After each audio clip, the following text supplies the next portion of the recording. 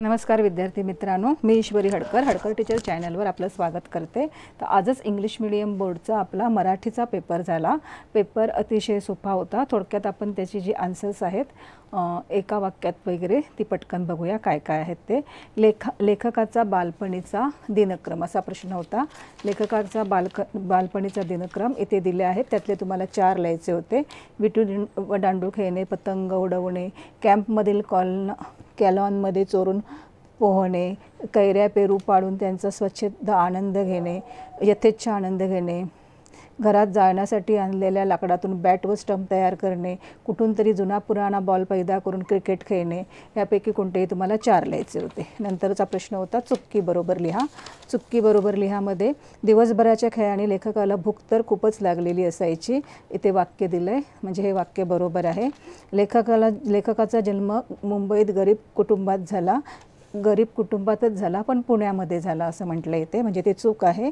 लेखकाचे वडील बँकेमध्ये तुटपुंच्या पगारावर नोकरी करत असत, बँकेमध्ये नाही तर लेखकाचे वडील पोलीस खात्यामध्ये तुटपुंच्या पगारावर, म्हणजे ते पण चूक आहे। लेखक लहानपणी खोडकर होते, हे विधान बरोबर आहे। आणि इथेच पहिल्याच ओळीत म्हटलंय की लेखक लहानपणी खेडकर होते, म्हणजेच पहिलं बरोबर, दुसरं चूक, तिसरं चूक आणि चौथं बरोबर अशी याची आन्सर्स आहेत। नंतर स्वमत हे तुम्हाला तुमच्या भाषेत आन्सर लिहायचं होतं। तुमच्या मते लेखकाच्या मनात हे क्रिकेटचे बीज कसे रुजले असावे ते लिहा। हे आन्सर मी ऑलरेडी एक ऑनलाईन क्लास घेतलेला, त्यामध्ये तुमचं झालेलं आहे। पुढे दाजीसाहेबांच्या व्यक्तिमत्वाची वैशिष्ट्य इथेच आहेत। उंच सडसडीत देहयष्टी, तेजपुंज चेहरा, गोरवर्ण, पांढरे स्वच्छ धोतर आणि गळ्याकडे कोट, डोक्याला केशरी फेटा, त्यातले 4 तुम्हाला लिहायचे होते। त्यानंतर ह्या पॅरेग्राफवर प्रश्न होता, उतारात आलेलं आसनाचं नाव कुठलं आहे, तर सण आहे संक्रांत, इथे तुम्हाला संक्रांत लिहायचं होतं। रामाला सेतुबंधासाठी मदत करणारी कोण, तर लहानशी खार, इथे उत्तर आहे त्याचं लहानशी खार। त्यानंतर स्वमत तुम्हाला लिहायचं होतं। तपोवनात जाऊन अब्दुलने केलेली समाजसेवा, यावेळी तुमचे मत लिहा। पॅरेग्राफ वाचून त्या संदर्भात तुम्हाला स्वतःचं मत लिहायचं होतं। पुढे बघा, अपठित उतारावरती निसर्गाने भागवलेल्या मानवी गरजा कुठल्या कुठल्या आहेत, तर अन्न, वस्त्र आणि निवारा। त्यानंतर बघा, कारणे लिहा। माणसाची निसर्गाच्या प्रति ऋणी असण्याची भावना कालांतराने कमी होत गेली, त्याची कारणं शेवटी दिलेली आहेत। 2 कारणं तुम्हाला लिहायची आहेत। माणूस सुखाच्या मागे धावत राहिला आणि निसर्गाच्या प्रति असलेल्या, त्याच्यानंतर मानवाच्या आशा वाढत गेल्या, ही 2 कारणं आहेत ती। नंतर पद्य विभागामध्ये पोएम दिलेली, त्यावरचा पहिला प्रश्न आहे, कवीचे सर्वस्व असलेली कोण आहे सांगा, हात असे गोष्ट, कवीचा जवळचा मित्र कोण आहे, तर अश्रू, ही झाली त्याची या पोएममध्ये शोधून तुम्हाला आन्सर लिहायची होती। त्यानंतर आशय सौंदर्य लिहायचं होतं तुम्हाला। आणि त्याच्यानंतर परत छोटे प्रश्न होते। कवितेतील अर्थ, डोळीवर म्हणजे डोक्यावर, दारिद्र्य म्हणजे गरिबी, हरघडी म्हणजे प्रत्येक वेळी, पोलाद म्हणजे लोखंड। मग काव्य सौंदर्य लिहायचं होतं।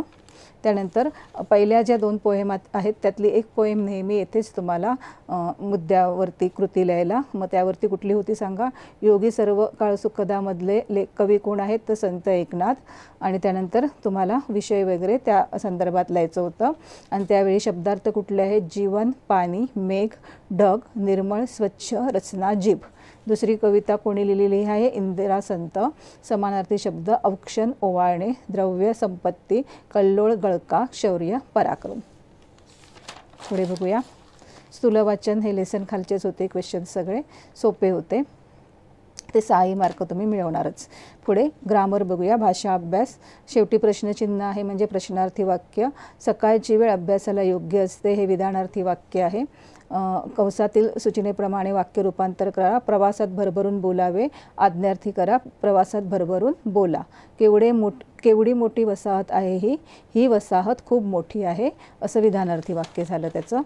पुढे वाक्प्रचाराचा अर्थ आणि तुम्हाला वाक्यात उपयोग करायचा होता, तिन्ही सोपे आलेले। अंगाचा तिळपापड होणे, खूप राग येणे, आर्जव करणे, विनंती करणे, गलका करणे, खूप गोंधळ करणे, आणि त्याचं तुम्हाला वाक्य लिहायचं होतं।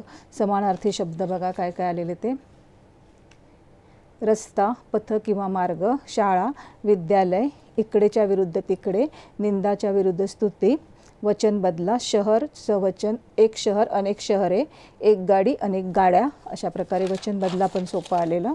लिंग बदला, एक लेखक, तो लेखक, ती लेखिका, घोडा, घोडाचं लिंग घोडाच राहणार किंवा घोडी होणार. एक घोडा लिंग, एक तो घोडा, ती घोडी.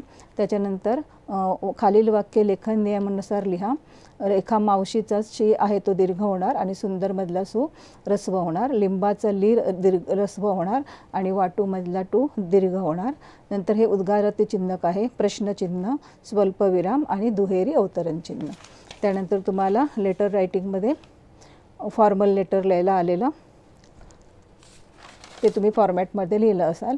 पहिल्यांदा रिसिव्हरचा ॲड्रेस, नंतर मग तुम्ही तो सब्जेक्ट वगैरे डेट वगैरे लिहून झाल्यानंतर सब्जेक्ट विषय लिहायचा माननीय. नंतर तुम्ही काय लिहिणार त्याचं मेन बॉडी, त्याच्यानंतर आपला विश्वासू आणि ॲड्रेस आणि ईमेल. त्यानंतर होतं 2 कृती, जाहिरात, बातमी आणि कथा. त्यापैकी 2 भाग सोपे होते अतिशय तुम्हाला आलेले आणि ह्या 3 निबंधापैकी 1 निबंध लिहायचा होता. त्यासाठी पण तुम्हाला मुद्दे दिलेले होते. अशा प्रकारे इंग्लिश मिडियमचा मराठीचा पेपर हा अतिशय सोपा होता. मला आशा आहे की तुम्ही व्यवस्थित सगळी आन्सर टाईम लिहिली असाल आणि वेळेमध्ये पेपर पूर्ण केला असाल. धन्यवाद. व्हिडिओ आवडला तर चॅनलला सबस्क्राईब करा, बेल आयकन प्रेस करा आणि शेअर करा इतरांनाही. लाईक करा, कमेंट करा, रिव्हिजन करत राहा. धन्यवाद.